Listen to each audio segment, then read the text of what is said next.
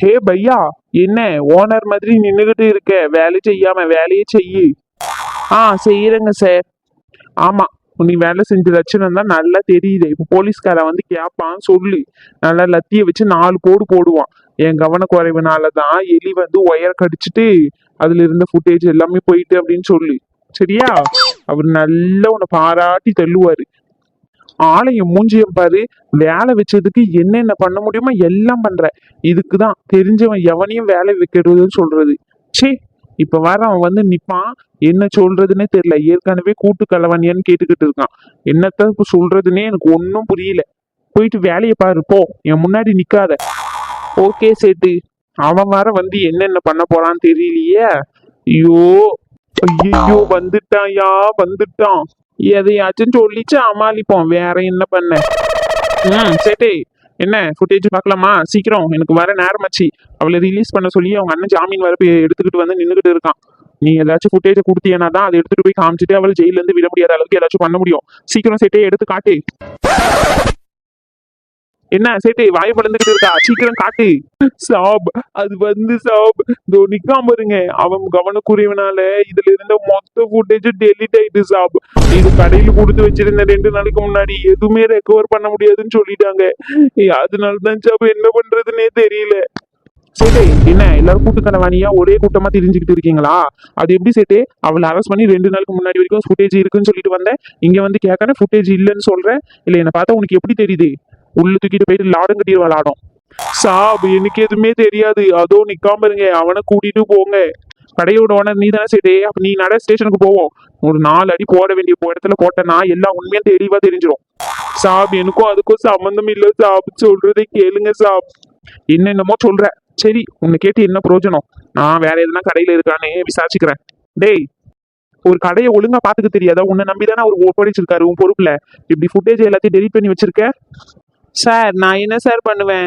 நான் எலி கடிக்கொண்டு எப்படி சார் எதிர்பார்த்துக்கிட்டு இருப்பேன்? அதுக்கு அடிச்சுட்டு போயிட்டு எனக்கு அதுக்கும் சம்மந்தம் இல்லை சார். இத்தனைக்கும் நான் எடுத்துட்டு போய் கொடுத்து எல்லாம் ரெடி பண்ணலான்னு தான் நினைச்சேன். ஆனா வந்து அந்த கடையில ரெடி பண்ண முடியாதுன்னு சொல்லிட்டாங்க சார். என்னத்த சொல்லுறது? என்னமோ சொல்றீங்க, நம்பிட்டு போறேன். உங்க மேல தப்பி இருக்கிறோன்னு தெரிய வரட்டும். அன்னைக்கு இருக்கு உள்ள தள்ளி லாடம் கட்டிடுறேன். நாடம் முட்டி 2 பேத்துறேன். இவே எதுக்கு போன் பண்ணிக்கிட்டு இருக்கா? சரி, என்னன்னு போன் பண்ணி கேப்போம். கனகா, சொல்லி என்ன விஷயத்துக்கு போன் பண்ணிக்கிட்டே இருக்கேன் நொய்ய நொய்யன்னு சொல்லிட்டு. ஓஹோ, சரி சரி, அப்படியா? சரி, இதோ வரேன். இங்கேயும் கொஞ்சம் பிரச்சனை ஆயிட்டு. சரி, வரேன், வெய். 5 நிமிஷத்துல வந்துருவேன். சே, எப்படியாச்சும் ஃபுட்டேஜை எடுத்து இவளை உள்ளே வச்சு லாடம் கட்டிடலான்னு பார்த்தா இது நடக்காம போயிட்டேன். வேற எதுலயாச்சும் மாட்டாமையா போயிருவா. சரி, அவ மட்டும் தானே போறா. அந்த வள்ளிக்கிழவி இருக்குல்ல, அவளை வச்சு உண்மையை எடுக்க வேண்டியதுதான். வேற என்ன பண்றது? சரி, ஸ்டேஷனுக்கு போவோம். என்ன மேடம் நினைச்சிட்டு இருக்கீங்க உங்க மனசுல? நீங்க எவ்வளவு நேரம் தான் நாங்களும் பொறுமையா வெயிட் பண்ணிக்கிட்டே இருக்கிறது? இல்ல, நீங்க என்னதான் நினைச்சுக்கிட்டு இருக்கீங்க? இல்ல உங்களை விட உயர் அதிகாரி கிட்ட யாருக்காச்சும் கம்ப்ளைண்ட் பண்ணணும்னு நினைக்கிறீங்களா நீங்க? சொல்லுங்க மேடம். இல்லைன்னா அதுவும் எனக்கு தெரியும். ஆட்கள் எல்லாருமே தெரியும். டிஎஸ்பி வரைக்கும் எனக்கு பவர் இருக்கு. அப்படி நல்லா கேளுங்க சார். அப்படியாச்சும் உரைக்குதான்னு பார்ப்போம். எப்போ பார்த்தாலும் நம்மளை நிக்க வச்சு காக்க வைக்கிறதுல இவங்களுக்கு ஒரு சந்தோஷம். அது என்னதான் அல்ப சந்தோஷம் தெரியல. சும்மா தானே உட்காந்துக்கிட்டு இருக்காங்க. அந்த ஃபார்மாலிட்டிஸை முடிச்சு வச்சா நம்ம வீட்டுக்கு போக மாட்டோமா? எவ்வளவு நேரம் தான் நின்றுகிட்டே இருக்கிறது இங்க கால் கணக்க? ஒரு மனுஷன் மாதிரி பிஹேவ் பண்றீங்களா எங்கேயாச்சும்? வாங்க சார், வாங்க. நீங்க தான் சொல்றதா மனுஷன் மாதிரி பிஹேவ் பண்ணணும்னு சொல்லிட்டு நீங்க சொல்லி தராதீங்க. நீங்க எப்படி, நாங்க எப்படி நடந்துக்கணும் அப்படின்றத. சரிங்களா? இந்த ஊருக்கே தெரியும் நீங்க எப்படிப்பட்ட ஆள் அப்படின்னு சொல்லிட்டு. பொண்டாட்டி பேசுனா பொண்டாட்டி ஜிங்சாங், மாமியார் பேசுனா மாமியார் ஜிங்சாங், அம்மா பேசுனா அம்மா ஜிங்சாங், இப்ப தங்கச்சிக்கு ஜிங்சாங் போட்டுட்டு நீங்களாம் என்கிட்ட வந்து பேசிக்கிட்டு இருக்காதீங்க. நான் எழுந்து லக்கி எடுத்தேன்னு வச்சுக்கோங்க, முட்டியெல்லாம் பேத்துருவேன். என்ன மேடம் நீங்க யா முன்னாடியே மிரட்டிக்கிட்டு இருக்கீங்க? ஒரு என்ன நினைச்சிட்டு இருக்கீங்க உங்க மனசுல?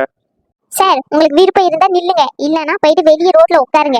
அதை பத்தி எனக்கு கவலையே இல்லை. இன்ஸ்பெக்டர் வரும்போது தான் என்னால அதை ரிப்போர்ட் எழுதி தர முடியும். அது வரைக்கும் உங்க தங்கச்சி உள்ளதான் இருக்கணும். சரிங்களா? உங்க கிளைண்ட் வந்து கஷ்டப்படுறாரு, கால் வலிக்குது அப்படின்னா உங்க மண்டை மேல சொட்டையில வேணா உட்கார வச்சுக்கோங்க. இங்க பாருங்கன்னதா, நீ பாட்டி ரொம்ப விடுற. இதுக்கு மேல பேசுனா அவ்வளவுதான் சொல்லிட்டு உன்னுடைய உயர் அதிகாரி கிட்ட நான் கம்ப்ளைண்ட் பண்ண வேண்டியதா இருக்கும். அதுக்கப்புறம் இந்த வேலையும் இருக்காது, ஒண்ணும் இருக்காது.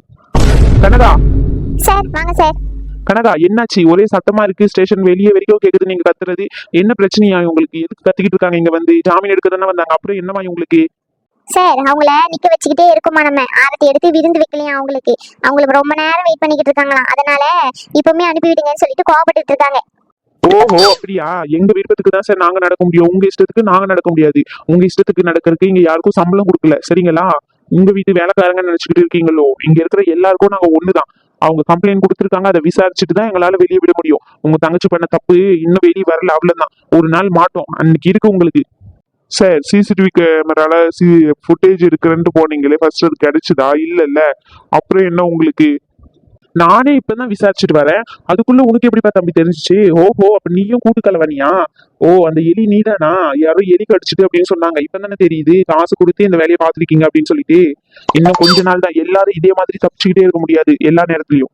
நாங்க ஜாமீனுக்கு பெயில் கொடுத்தாச்சு, நீங்க எங்களை ரிலீஸ் பண்ணி விடுங்க அந்த பொண்ணை. கனகா, எல்லாமே கரெக்டா இருக்கா? ஆமா சார், செக் பண்ணிட்டேன், அவன் சைனை வாங்கிட்டேன், அவ்வளவுதான். நீங்க கிட்ட சொல்லிட்டு தான் அனுப்ப வேணும்னு சொல்லிட்டு தான் நிறுத்தி வச்சிருக்கேன் சார். சரி, அனுப்பி விடு. இன்னொரு நாள் மாட்டாமைய போயிருவாங்க. 2 பேருமே வா. இல்ல சார், அவங்க ராதிகா அந்த பொண்ணுக்கு மட்டும்தான். ஓஹோ, கிளவி தனியா மாட்டாளா? கிளவி, உன்னை வச்சு நீ ஆடுற ஆட்டத்தை மட்டும் பாரு. எங்க போலீஸ் ஈகோவையா நீங்க டச் பண்றீங்க? சார், வளவலன்னு பேசாம ஓபன் பண்ணி விடுங்க, நாங்க கிளம்புறோம். கனகா, அதை ஓபன் பண்ணி விடுமா அந்த பொண்ணை. Okay sir. கிளவி, மாட்டி விட்டுறாத, சொல்லிட்டேன். எக்காந்து கொண்டு அந்த நகை விஷயம் வெளியே வந்துடக்கூடாது. அப்படி வெளியே வந்துச்சு அவ்வளவுதான், சொல்லிட்டேன் பாத்துக்கோ. ஏடி, அவ என்ன உதன்னு உதச்சுதான் உண்மையை வாங்கலான்னு இருக்கா. நான் எப்படிடி அடி தாங்குவேன்? எப்படியாச்சும் நாளைக்குள்ள ஜாமீன் எடுத்துறேன்னு. அது நான் பாத்துக்கிறேன் கிளவி, நீ கொஞ்ச நேரம் வாயை வச்சுக்கிட்டு அமைதியா அவ இங்கதான் வாரா, சரியா? அவ எவ்வளவு அடிச்சாலும் அமைதியே இரு. நாளைக்கு நான் உன்னை வந்து சீக்கிரமாவே ஜாமீன் எடுத்துறேன். சரிடி, போயிட்டு வா. நீ கிளவி, டூருக்கா வந்திருக்கேன், போயிட்டு திரும்பி இங்கே வாங்குறா. நான் போறேன், உன்னைய நாளைக்கு வந்து கூட்டிட்டு போறேன். சரி, நீ இப்ப வேணா போவ, ஆனா கூடிய சீக்கிரத்துல ஏதாச்சும் ஒரு விஷயத்துல மாட்டுவேன், அப்ப வச்சுக்கிற உன்னை. என்ன சார் முறைச்சுக்கிட்டு இருக்கீங்க? அதான் அவளை ரிலீஸ் பண்ணியாச்சுல, போங்க கூட்டிக்கிட்டு. ஏதாச்சும் வேற ஏதாச்சும் தப்பு நடக்கட்டும், அன்னைக்கு இருக்கு. போட்டு உள்ள போட்டு நல்லா வசமா லாக்க போட்டு விட்டுறேன். சார், ஃபார்மாலிட்டி எல்லாம் முடிச்சாச்சுல, நாங்க அவளை கூட்டிட்டு போலாம் தானே? ஆமா சார், கூட்டிட்டு போலாம். சரி சின்னதுரை, நீங்க போங்க, எனக்கு கொஞ்சம் வேலை இருக்கு, நான் முடிச்சுட்டு நான் அப்படி கிளம்புறேன். சரிங்க சார், ரொம்ப தேங்க்ஸ் சார். சே கனகா, இப்படி ஆயிட்டே. எப்படியாச்சும் அந்த உண்மையை வர வைக்கணும்னு நினைச்சோம், இப்படி ஆயிட்டே கனகா. சார், எங்க இருந்தாச்சும் எவிடன்ஸ் கிடைக்காமையா போகும்? மாட்டாமையா போவாங்க? மாட்டட்டும், அன்னைக்கு இருக்கு. என்ன கிளவி, கரெக்ட் தானே? ஐயோ, இவ வர நம்மளெல்லாம் கேக்கா, என்னத்த சொல்ல? மேடம், எனக்கு தடகிருக்கிறேன்னு சுத்துதுன்னா கொஞ்ச நேரம் படுத்துக்கிறேன். சரி, படுத்துக்கோ. நான் போயிட்டு ஒரு டீ குடிச்சிட்டு வாரேன் விசாரணைக்கு. என்னது, மறுபடியும் டீயா? காலையில தானே டீயை குடிச்சு அடி நடிச்சா திரும்ப வந்துருவாளோ? ரெடியா இரு, வாய். அடி கன்ஃபார்ம்.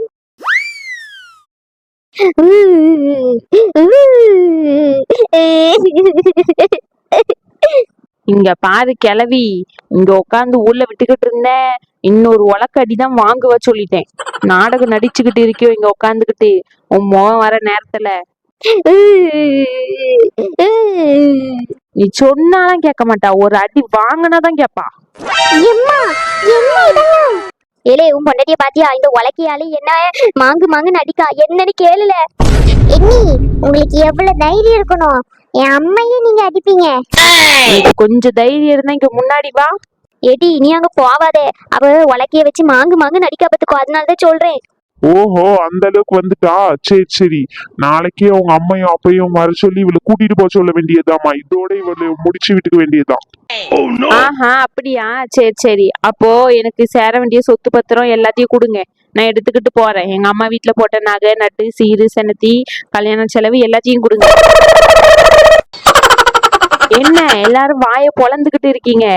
இதுக்கப்புறம் பார்க்க போற சின்ன பொண்ணுவே வேற. உங்களுக்கு அடங்கி உடங்கி இருப்பேன்னு நினைச்சுக்கிட்டு இருக்கீங்களா? எல்லாரும் என் கிட்ட வாங்க, உலக்கையை எடுத்து எல்லாரும் மண்டையும் உடைச்சிருவேன் இனிமே. இதுதான் கடைசி லாஸ்ட் வார்னிங் சொல்லிட்டேன். இந்த பாரு நாத்தனாரே, உன் வீட்டுக்கு ஓடுற வழிய பாரு.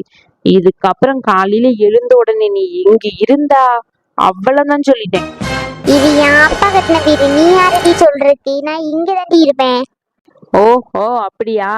சரி, காலையில வரைக்கும் பாப்பேன். இல்லன்னு வச்சுக்கோ, உனக்கு அப்ப இருக்கு ஷாக் ட்ரீட்மெண்ட். யோ மனுஷா, உனக்கும் தான் சொல்றேன், அம்மா பேச்சு கேட்டு என்ன அடிக்க சேரா, உனக்கு இனி இருக்கியா?